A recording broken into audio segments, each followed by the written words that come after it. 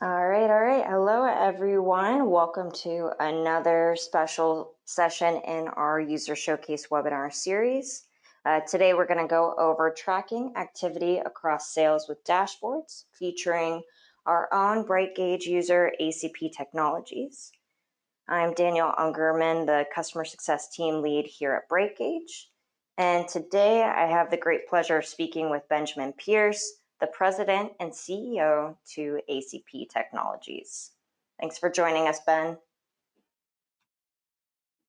So for those who are new to these series, we host them about once a month. And at the start of each of them, we like to share some of what's coming up, as well as some of what we've been working on too. So in this case, we have a few other webinars coming up for you in April, as well as at the end of this month. So we already have our next user showcase webinar set for April 28th. And that's Pushing for Accountability and Auditing Your Data. We'll be hosting another longtime partner, David Burke of Network Doctor. So if you follow this link at the bottom of the page here, that'll lead you to the registration page so you can just sign up there. And then we also are introducing a new, or bringing back really, a new webinar series on just general training and BrightGauge. So the content will pretty much repeat itself week over week, but if you have new team members joining, or if you're fairly new yourself or just want a refresher, you can sign up for one of our weekly training webinars. And these will be taking place every Tuesday morning, starting on March 24th at 10 a.m. Eastern Time. We are looking also at having ones later in the evening or earlier in the day for our Pacific-based customers too. So look out for that announcement. So if you follow that link there, you can sign up for the first few trainings, and we'll have an updated page for you soon where you can constantly refer back to, get a copy of the recording without having to attend, and see other training options there as well. So for all who are just joining us, the recording will be available after the webinar. This is our hottest question. And yes, we'll be sending it out over email. We'll also make it available to you through brightgauge.com/webinars. I definitely recommend you check this out. We have previous user showcase webinars that we share there, as well as ones showing you just some general MSP best practices, as well as some of our older webinars, one on Autotask. So there's plenty to see there, and you can always skip through and find something relevant to what you're trying to do in BrightGauge as well. So getting right into it, today we're going to cover, as you know, a few activities and how they're being tracked. Ben will go over looking at what's overdue versus what's ahead and how to plan for that. Some long-term revenue projections and just looking at where everything's trending towards, opportunities, sales reps, and then also just a bonus looking at his service activity board that he's been working on recently. So with that, I will introduce Ben here and let him give a little bit of a background on his use of BrightGauge and where they stand today and the progress that they're making there. Hi, Ben. Oh, here we go. Hi, Danielle. Can you hear me now? Yes. Okay. Hi, everybody. Thanks for allowing me to present. So I am Ben Pierce. I am President and CEO of ACP Technologies. We have offices in Buffalo, Rochester, New York, and then in San Antonio. Primarily, we are probably like everyone else on the webinar. We're an MSP/cloud solution provider, and we've been in business since '97. We have utilized, we're kind of on the second run of utilizing BrightGauge. We started with them probably about 4 years ago when we were actually using TigerPaw as our PSA tool. We moved away from TigerPaw and went over to ConnectWise about 2.5 years ago. Not to beat up anyone, but ConnectWise didn't fulfill some of the things that we wanted from looking at reports and KPIs and boards, and so we went back to BrightGauge. So we've been with them probably probably for about just about another year, and then perfecting our boards from the sales, service, and then financial side. Danielle, I'm ready to show the boards if we're at that point. Yeah, I want to note too that if anyone has any questions throughout the presentation, just feel free to send in a note over the chat and we'll get you set up there. So one of the things that we've done is we've taken, let me see if, how's my screen looking now? All right, we can see you perfectly. Your board, okay. So one of the things that we've done is we've kind of broken our boards really into 3 sections as of now. One being the sales, which is where we'll spend most of the time talking through what we've done on the sales side of it. Then the service side, which I will show. And then we are currently working on the financial side. And so only certain people would obviously see the financial side of what we do. But on the sales side, I'm going to go through 5 different boards, and they really kind of go in an order that we think is most logical of how we watch sales activity. And I'm not sure if everyone knows this, but when we present boards, what we do here is we actually rotate the different boards every 2 minutes because we have them in it as a playlist. And so we have our sales screen playlist that when we present, it basically comes up, and depending on whose office it's in or how people are watching it. For example, in my office, I have a 65-inch display that these boards that we're going to go through rotate every 2 minutes. Okay, so I'm going to take it out of presentation mode and just go through each board one at a time because it's just easier, and then obviously it won't flip on us every 2 minutes. So what we're really big at ACP is everything has a rule for how we either track an activity or an opportunity. And so obviously, since we're ConnectWise, I have to reference ConnectWise on how we do things. And so certain items that happen within the sales process always create an activity. And so the first thing we always do within ConnectWise is enter that activity, and then if a rule allows us to either go on site or meet with a potential client or create a quote, that's when it then becomes an opportunity. But we live and die by activities. And so as you can see, everything that I show you is actually live data. So this is ACP. The numbers that you see are real. And so it's just a lot easier for me to explain things. All of these folks who are listed here are part of the sales team. And so they all have different roles. And so I can more intelligently speak about myself. And right now I have 71 activities that will be coming due within the next 30 days. And I actually have 4 that are overdue or are 5 days old. And so if I click on those activities to see what they are, they're really going back to ConnectWise. And the one thing we did do is we took out the client name, so I didn't want to show any client information. But these are 4 activities that are overdue that I have to do something about, and they could be tied to the opportunity. So if I did click on the actual activity number, it does invoke ConnectWise, and I can go right into the detail of what's going on. So we kind of live and die by these all day long, at least on the sales team. So pops right into ConnectWise. This is a client we're working with, tells me my activity and tells me my next steps of what I have to do. Close that guy out. So as a manager or as the owner of the company, I'm then watching the rest of the team to see what goes on. Sharon's new. She's new to the team from the sales side. So we're actually refining her activities right now. So I wanted to leave that on there just to at least show what could happen on someone that's maybe not doing anything.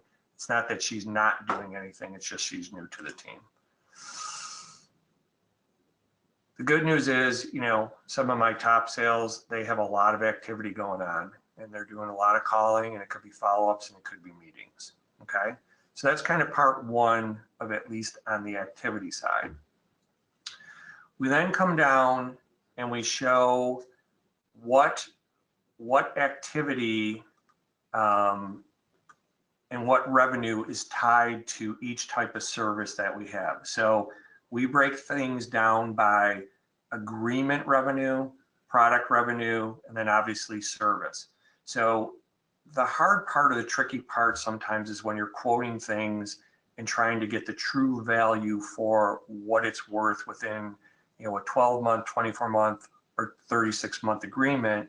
And we just base everything on a 12-month agreement. So we know what's happened over the last 12 months and what we've sold to clients. So these are real numbers. Obviously, December was really good for us because of the Windows 7 and end of life of that stuff. And we had a really big account that just bought a ton of stuff from us at the end of the month.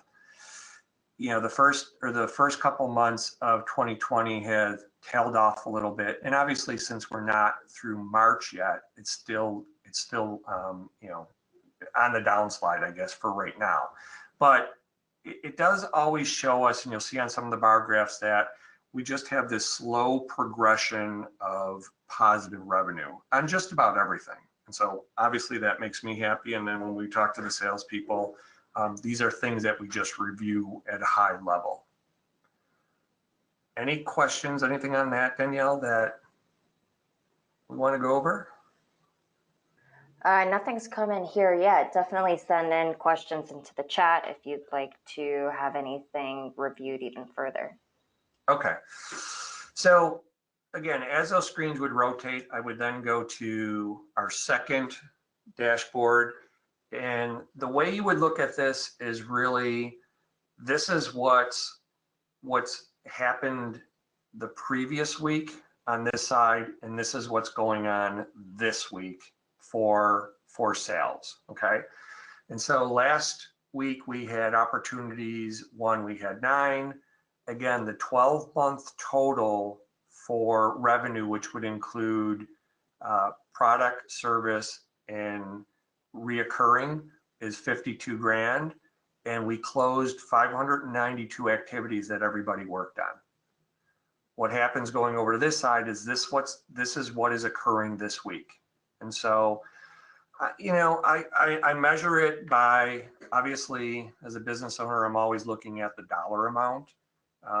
Typically, I know about that dollar amount without having to just look at this, but it's a great gauge to always tell me where we stand. We also then can measure it by each sales rep. So last week, Junior's sales total, which was a little light because there's only 2 people on here right now, was 4,200 for his total of revenue, and the same with Chris was 1,297. This week is obviously a much better week for Junior because it's already at 45 grand of total revenue, monthly reoccurring, product and service. Chris is a little bit behind, and that's okay though. Number of opportunities. Again, the red line is obviously what I love to see. It's trending in the right direction. Let me see if I can get a dollar amount there.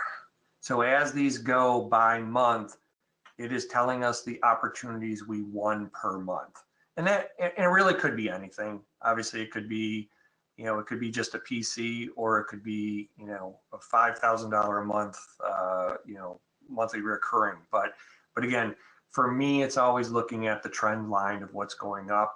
And again, you can always click on the detail for each one of these numbers that comes up. If I click on it, this one I don't want to click on it because it does have client information. It would give me that detail. So this one we do take and we track what we've won and lost over the 12 months. And so again, this is the dollar amount. Let me go back to November. We won $156,000 that were part of our opportunities.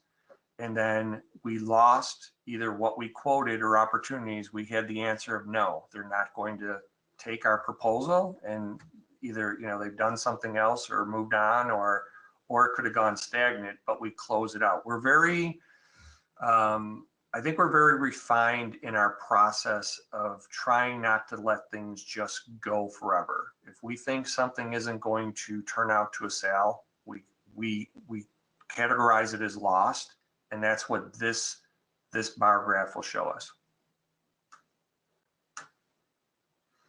I'll go to screen number 3. So this one's a little odd to explain because it's telling us, you know, the number of opportunities that we have opened in total.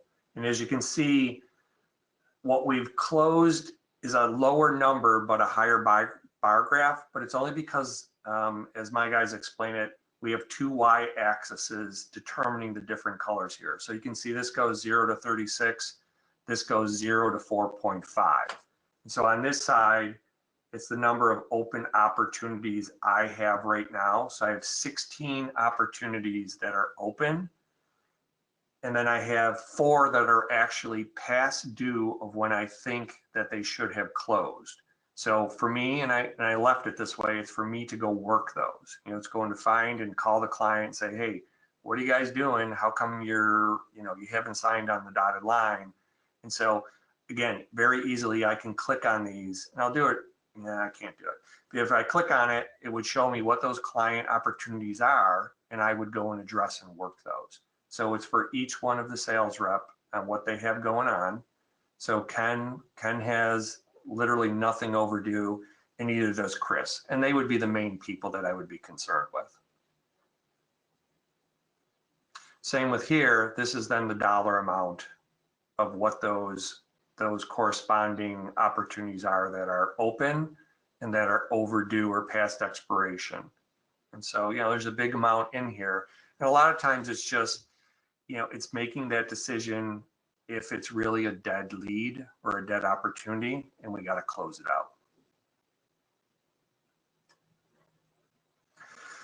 This graph then shows us where those opportunities are in the stages that we track. So obviously we have prospecting, lead, needs analysis, appointment, network assessment, engineering, the discovery of what solution we're creating, developing the proposal, internal proposal review. So we don't just typically put out something complex. We review it with the technical team when we're presenting it. And then once we get it to the client, you know, again, waiting for that client to make a decision as part of our proposal follow-up. So in total, we have 36 that are out there that are current, and we have that amount of money sitting, waiting out there for us to close. And again, this stat would be more of what we're discussing in sales meetings. We then go to the 4th board.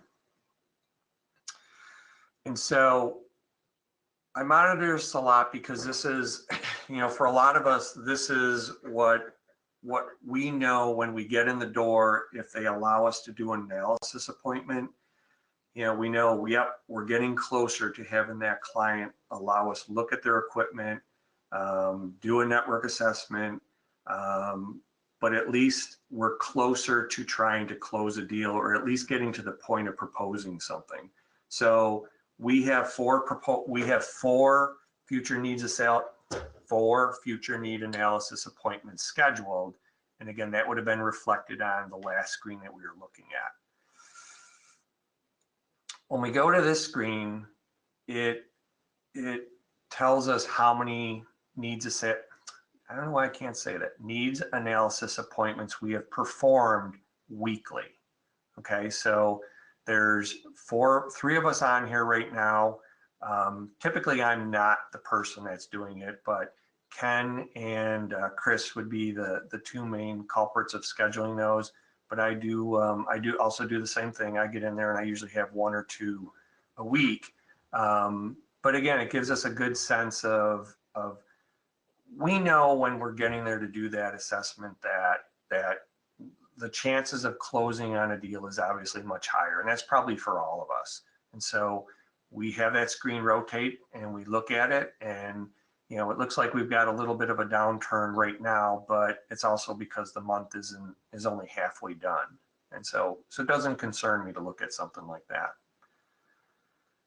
Once again, total revenue in the pipeline, what we expect to have happen. So, we're putting probably about a 90-day end date on an opportunity or a proposal. And so, you can see come February, if we didn't close it, it obviously may move up farther, but we're hoping the stuff that we're proposing now or in the last few weeks is going to peak and close out in May. And so that's why there's that big spike.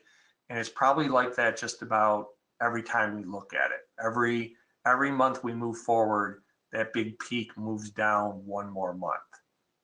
And again, I'm usually looking at this number, which coincides with these two numbers adding up. Any questions?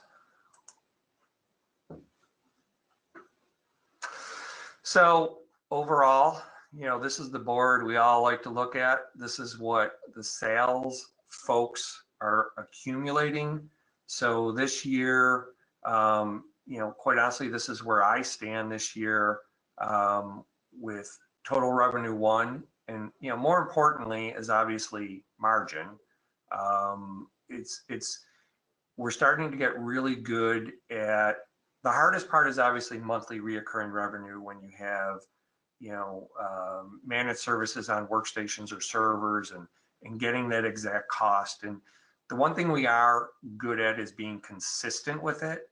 I'm not 100% sure we're probably about 90% right on the margin, but it's pretty close. But this is a great board to spur a little competition and see where everyone stands, and everyone knows where they should stand. But what the leaders are for so far for this year, and then what they did last year. And so again, these screens, as I go back to present, is what it would look like. It looks a little bit different. It looks a little better to look at. And these screens would change every 2 minutes. And they update, like this one was updated 43 minutes ago. It's obviously updating on its own.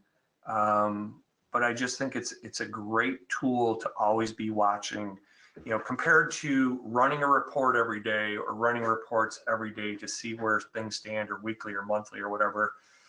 We hardly run reports anymore, because when we do a management meeting, these are the things that we can look at. We don't need, hard copy or reports for everyone to go look at every single month.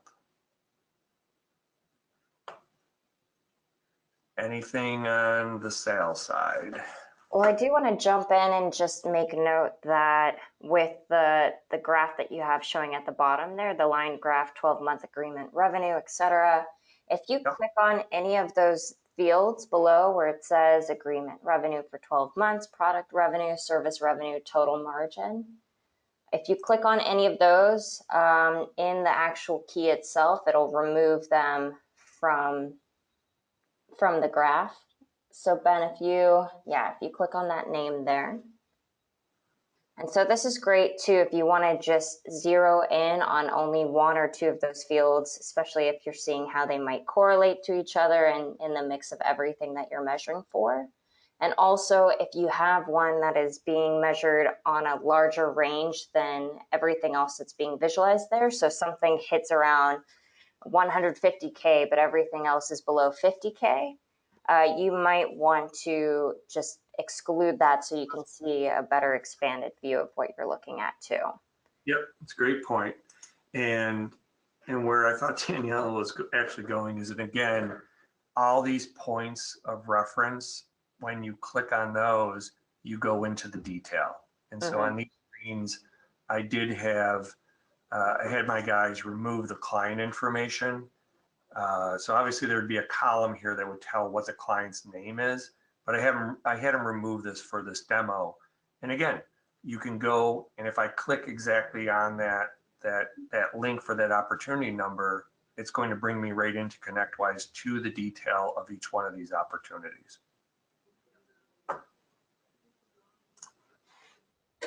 One thing too that we get asked a lot about is just how are you calculating margin and how are you setting this up on the break gauge side? Yeah, I mean, that's kind of the tricky part. And so the way we have to look at this is coming from certain parts of these boards come from two different areas. So in ConnectWise, they're either coming from opportunity or they're coming from sell from the proposal. And so what we always hope to have happen is that the proposal and sell is always syncing back to the opportunity. And that's where, the easiest is obviously product. You buy product for $800 and you sell it for $1,000, you know what the margin calculation is off that piece. It's like I said before, it's the monthly reoccurring that if we monitor a workstation for $50 a month, what is our cost on that? And so we certainly have some cost numbers in there. Are they 100% accurate? Not yet, but again, because we're consistent with what we're using for all those costs on those pieces, we have consistency in the numbers and the margin, and it's partially, for the financial side to refine that stuff. So again, not 100% accurate on the margin side, but getting closer literally every week that we refine what we're doing on product and services and monthly reoccurring for cost. Now, the one piece though that I did say is the next boards we're working on are the financial side, and those will come directly, since we're a QuickBooks accounting system user, those will come directly from QuickBooks, and those should be 100% accurate. I don't know how we'll drill down into the more refined pieces, but from an accuracy side of cost, what we bill, and margin, it should be 100% accurate there. Hopefully that helps. Yeah, I think it helps clarify a bit, especially where you're overlapping in different systems, ConnectWise and QuickBooks. That's something that definitely comes up quite a bit, where it's how can I get one to reflect back in the other? Can I get a workaround by having my QuickBooks pull through my ConnectWise and then have that show in break gauge? And so it's something that you just have to finesse a little bit. And as you said too, if you're working with QuickBooks and you already are tracking it through there, then you should be able to pull it through there. Right. It's an ever ongoing process of getting that stuff, but from a year ago, we're just that much more closer. And Okay, again, and that, right yeah, and gauge, that, oh, go ahead. these tools are what is helping us do that, because it identifies, it puts it right in front of you, and so it puts it right in front of you. And as you drill down, you see stuff that's either very obvious that's not right, and you go back and again, you massage it and you fix it and you make the changes. Yeah, that's the perfect segue into just talking about the data entry itself and how frequently you're checking in on each of these. How often are you making updates? What are you looking out for to make sure that you're doing all of this accurately? Yeah, so the changing right now, at least on the sales side, has slowed down, but because I think we're in a good spot of we like the information that's being presented to us or that we're seeing. Now, from how that information gets fed from ConnectWise, we are very on top of making sure stuff gets updated as it happens. I know ConnectWise, I think they have a term where, if it's not in ConnectWise, it hasn't happened. And we kind of live by that. And so if I go make a call or I change something on a client that maybe I send them an email, I am always updating it in the activity, which then forces me to change possibly the close date, which if I change a product on the proposal, it makes me update that, which then goes and it's reflected in these numbers as it happens. Now, again, this hasn't updated in 4 hours, but eventually it's all going to get updated. but my team we are committed to updating and making the changes within ConnectWise, so it's always reflected within BrightGauge of being accurate data. But from the standpoint of now us changing stuff within BrightGauge, the sales side, and I don't know if that's what you're asking, but that part of it is pretty much done on the sales side. We're good with what we're seeing, and until we find something major that doesn't look right, that's the only time we would go and change it now. Yeah, yeah, and it's mainly just looking for timely information too. Um, Updating things frequently enough that you're not going back a week later and guessing on what was put in. Luckily, with sales, compared to other fields, they tend to be a little bit better with just more direct, faster data entry as far as just making sure that their deals have been updated and all the information there matches so that it can reflect back into commission. Right. It's a good incentive. Right. It is. It is. And it's a good, and again, when we have people looking at things, people are proud to see what they're doing, compared to, hey, come into my office, let's review this report every week, where they see it live, and if something is old or not up to date, everybody sees it. I mean, it's really that simple. And so if you take pride in what you're doing, and our people do, then they want to show the positive of what everyone else is seeing for them, including me. And so, are you setting any meetings, regular meetings, where you use these during that review period too? Or is this something that just is used on its own, and then the meetings you have with individual reps, um, it's used for other discussions?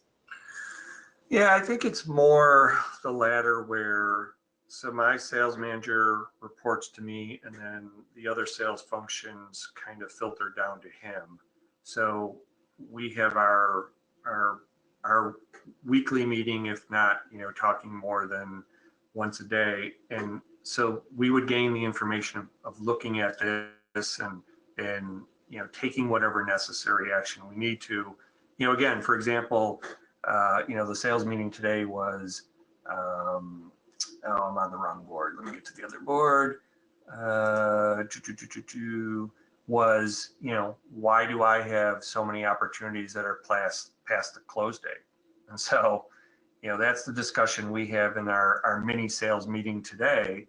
And it forces me to go look at each one of those as, when I put my salesperson hat on, that's when I go and have to look at why I have stuff that's old and really address what I need to do or what the client needs to do, or how we close it out. But I mean, yes, when we have a managers meeting, we may not bring this up and go into each one of them in detail because we're already on top of it. We already know what's going on with it. So when myself and the sales manager have a discussion, it's usually done at that point. But again, he's then talking to the individual salespeople that report directly to him on what they're doing.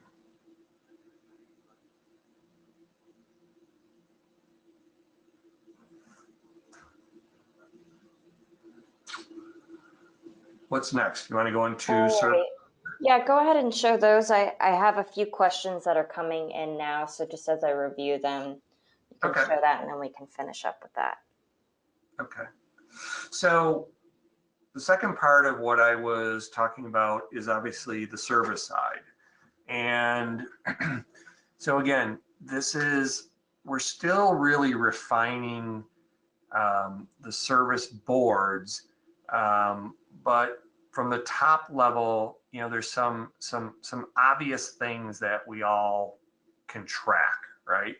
And so when we're doing that, right now we have 17 open tickets, and what we do on our side is we open up tickets for service, and then we have work orders for projects or bigger things that are going on. And so, pretty proud of some of these numbers, the 17 open tickets, the average age of the open service tickets is 2. We have a lot of projects. So when we do projects, they transfer over to work orders. So really right now we have about 28 open projects that are sitting in the project bucket, but are now, once we start and schedule and they get sent over to work orders. And so there's 10 work orders right now on those projects. And our average age of open work orders is 117 days. So I quite honestly question that a lot. I'm not sure how accurate that number is, but we also have some things in there that are really old. Like I saw an assessment we've been working on with a current client that was 270 days old. So it affects that number. So that's something we have to work on. Again, don't know all the details of why that number is so high, but it at least allows us to question it. We have 4 tickets that are stale. So that means nothing has happened with them. Service tickets that have nothing has happened with them in 7 days. And then we have 1 ticket that's not assigned yet. So those are kind of key indicators that when I see them on the board, that's when I question them, or I can double click on them and see what the detail is. For today, we opened 17 tickets. And so far we only have 2 work completed. And again, the reason it says work completed, the techs could have finished it, but it goes through kind of a staging area where the tech completes it, and then it doesn't really get finalized until it gets work completed. So it doesn't look like we've only closed 2 tickets. It just means that the manager hasn't work completed everything that's probably been processed today. We then go and look at, I'm trying to hover up over these. So we then break down the service activity by San Antonio and Buffalo, and it basically is telling the amount of time that's been put into the service tickets for today on how much time has been logged. And that's actual time logged. So we're not doing it in 15-minute increments. If someone works on something for 8 minutes, that's what's adding into these totals. We then go down to the daily open and closed ticket ratio.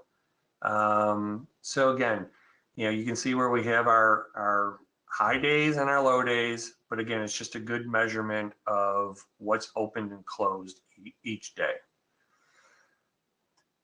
The more important piece to me becomes this screen, and again, we list technical people and how much time that they're logging each day, and then rolling it up for the week. Our goal is, if I just take, let me try to explain someone better. Mike G, for yesterday logged 7 hours and 19 minutes of service time on tickets. Today he's at 6 hours and 1 minute. Last week he had 20 minutes and 20 minutes and a quarter. But again, it's also showing how many tickets he opened, how many he resolved. The open tickets today, and I'm not sure what that average age of tickets. So he's working on projects. When he's inside, he could be working on just service desk tickets, but he's more of the work order ticket kind of guy, I guess. And this is what we're trying to refine a little more, because some things we run into, as I said earlier, we want people, as they do it, enter their time or their activities in ConnectWise, because if they work on something today and then don't enter it till tomorrow, it's not going to show up for the hours worked today. And so that's the hard part of getting more accurate, exact numbers, is everybody has to be on the same page of when they're doing things. And so this is why this is a little bit of a challenge for us. This is why we're trying to work through some of these items on the service board. And again, I'm open to any suggestions of anyone that's out there that can help us on this side of it. This is where we're marching towards right now, and we're making good good headway. It's just, we know we still got some room to improve. And how many team members are you tracking this for, just on the service side or the technical side? There should be about 16. And again, you can classify people when you set them up into Bright Gauge of what kind of person they are, or if you want them included into these gauges. So on the sales side, you see, I think there's 4 to 5 people, and we just classify them as salespeople in Bright Gauge, but the same on the service side. And I don't even know if I show up on here, but there's things that I do that I show up on the service side. Technically, should I? Probably not. But if I put an hour into a ticket, then I should be part of this. So there's a fluctuation of how many people are on here every week, but it should be right about 16 people. And so you're crossing efforts across teams too. So someone who's on the sales team might show up in your case on that board as well. Correct, because if we're measuring time against an agreement, technically if I worked on it or I spent time on it, I should be logging hours into that ticket to go against that agreement. And so, yes, it certainly can be. It doesn't, we're not discriminating against who's showing up, because we want, at least on the service side, all of that activity tracked. Mm-hmm. And then just something else that's come in, would you mind elaborating a little bit on how your stale tickets are being tracked? Yes. So if there's no activity on that ticket after the 7 days, that's how it becomes stale. Mm-hmm. So no hours logged, no change on that ticket, it will become stale after 7 days. And then looking at that too, does that include internal activity as well? So anything that isn't, the time could still be entered, but where it's just, if a tech, as it's saying here, adds any details to the notes section, it still would be stale. Mm-hmm. So if what should happen on the stale tickets, is that whoever it's assigned to, if it's in their queue and it becomes 7 days old, they should go and put a note into it. They should basically just say, no activity, client never called me back, or whatever the case might be. They should at least just put a note in there, and it does trigger that it just hasn't been updated. Mm-hmm. Well, no, so even when they're applying notes to those stale tickets, it shouldn't mark it as no longer stale. Correct. Mm-hmm. Okay, just want to confirm that. And so outside of that too, we had a few questions just on some of the sales activity that you were showing previously. One of them, just going back to that data entry, did you create a specific plan for setting that up, or was it just kind of just trial and error, feel it out as you figured out what should be adhered to? If I understand the question right, is it meaning how we track things in sales, or? No, so more, how did you get your team to adopt this? Did you set a plan in place? Yep. So we have a documented sales process that everyone is to follow, and if they don't follow it, we electrocute them. No, I mean, it's just, that is the sales process that everybody has to follow. So it's pretty easy once they get in the habit, because I think I've been involved even in this company where we've had people that, and not to pick on the salespeople, but they seem to know better on how they're going to do it, and typically they don't, because it's usually they're just being lazy on following the process. And we can all go out and find an IT MSP, no matter who's offering it, of what their sales process is. And we've done that, and we've adapted to how each person has to follow those steps. And so we literally have a PowerPoint document that, here's what you do after, the initial call. This is how you change the categorization of, what type of process we're at. Let me get to this screen. So, these items on the bottom is what dictates what happens in that process. Okay, so we've got a prospecting lead. We've talked to them. They want to move forward on whatever it might be. It might just be another conversation. Well, in the sales process, that's how it gets categorized. And then the activities dictate on when the next process of what we do happens. But I mean, I think the question is, how do we get everyone to do it? We make them follow the process. It's kind of that simple. Yeah, and you're talking through it enough and making slight modifications that it's just fitting to what everyone's doing already. And it's meant, I'm sure, at least with how we have it set up here, it's meant to make your life easier, not to get in the way of you getting things done. Right. The easiest thing to do, the easiest thing to do, and I just, sorry, I can't do it, but if we were to click on this detail, we would see what's under there. And so going back to one of the reps to talk about each individual item is very easy to then do. I mean, after time, if you have to talk to them about it every week or every other week because they haven't done it, well, then they're not following the process. And so, the reality is this is the reporting tool that's reconfirming that one of the salespeople is actually following the process. That's what this tool is doing it. But when you go back to how do we get to this point, it's because they've done what they're supposed to be doing, and it's that documented sales process.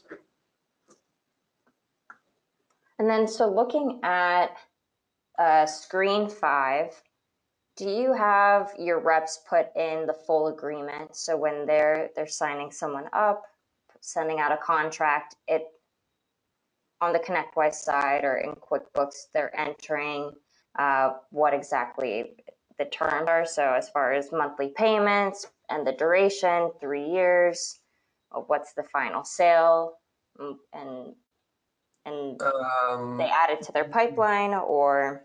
Yeah, no. So we have a calculation somewhere. So, we'll just use easy math. If they have a monthly reoccurring quote or proposal, that's a monthly reoccurring line item, and it's $1,000 per month. We have that calculating, and I may not know the answer to this. We have that calculating, I believe, in ConnectWise or Sell to be a value of $12,000 for the year. We only do it on a 1-year time basis. That's our consistency.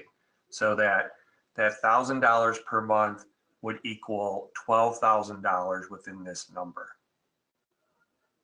I don't have the exact answer on how that gets calculated, but I'm positive it's done in Cell, and that's where it would then give us these types of numbers. Okay. And then, so you also noted a few custom ranges, or what sounded like custom ranges. So looking at the last 12 months, we typically have some limited data that we pull through. Are you working with any custom data sets? I can't answer that question. I do not know. That would be up to, again, our sales manager and then Junior who does the service. I don't have that answer. I can tell you fairly shortly. Okay. I can check that for you. We also had one coming in on looking at last 7 days. So where you're looking at, instead of last month, but last 30 days. Is there any preference for looking at these on a rolling basis as opposed to month by month or week by week? No, only probably because that's where we started. Again, I think as it matures and we want to see different types of data, we may add a different set or we may change it. But I don't have a great answer of why we did it that way, other than probably it was just easier to contain the data and know what's going on those last 7 days. And that's probably why we started there. So if we needed to look at data, it was kind of fresh in our minds, and we knew what was going on as we were building this stuff. And that would probably be the only reason I can think of, unless, of course, one of our experts out there told us to do it that way. But I don't, now that the question's asked, I don't really have a rhyme and reason of why we have it that way right now. Okay. And then we had another question come through based on something that you have on screen 1. So it's just looking at where you are tracking an overlap with activities and opportunities. And this was just mainly how are you seeing that data in one gauge. And so it's likely the question is, are you using multiple data sets in one gauge to see the overlap between opportunities and activities?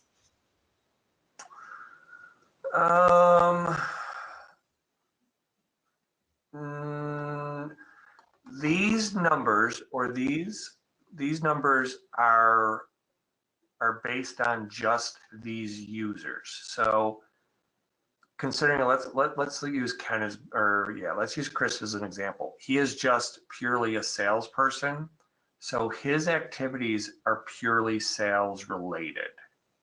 So I'm not sure if I'm answering that right, but there's no crossover on this board for these activities for anything else other than sales. And so since they are sales, they would only be associated with the opportunities that are out there. Mm-hmm. But all of that's in your activity data itself. It shows for that. Correct.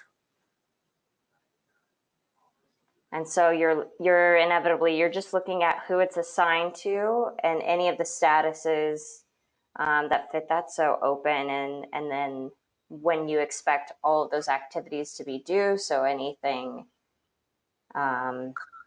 after a certain date range. Again, I'm a better example because I have 5 that are older than March 5th. So that's why I have old ones. So, but again, if Chris had stuff that was older, but as you can see, Chris is, he's then taking that activity type and it's all categorized of where he has that. So that's why, again, I know it's all sales related. The good thing is he's doing what he's supposed to do and he has nothing older than 5 days. And so, again, I'm not sure I'm answering it, but all of this in this activity is just, it is sales related based on, these don't have to be assigned to an opportunity. So again, I can only reference ConnectWise, but if you have an opportunity, you can assign an activity to it, which would then make it, have a follow-up date of what that next date would be. So you could also, though, have an activity, call this person back because they haven't got to the point where they create that opportunity. So all these activities are just purely follow-up, where the opportunities themselves is a whole nother different, there could be some intermingling of activities on opportunities, but there could be then some standalone activities that don't have any dollar amount associated with them. Okay.